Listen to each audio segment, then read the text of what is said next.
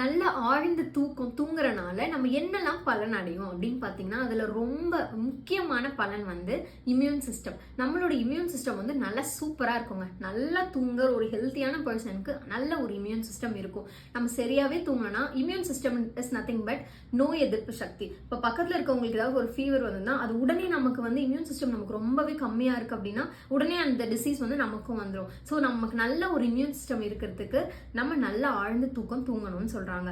Second வந்து பாத்தீங்கன்னா நம்மளோட ஸ்ட்ரெஸ்ஸை வந்து ஃபுல்லா ஓவர் கம் பண்ணும். நமக்கு வந்து ரொம்ப ஸ்ட்ரெஸ்ஸாவே இருந்தது அப்படின்னா நம்ம எப்படி நல்லா தூங்க முடியும்? ஸோ ஸ்ட்ரெஸ்ஸுக்கு வந்து இது அப்படியே இன்டர் ரிலேட்டட். நம்ம நல்லா ஆழ்ந்த தூங்கினா நமக்கு ஸ்ட்ரெஸ்ஸே குறைஞ்சிரும் அப்படின்னு சொல்றாங்க.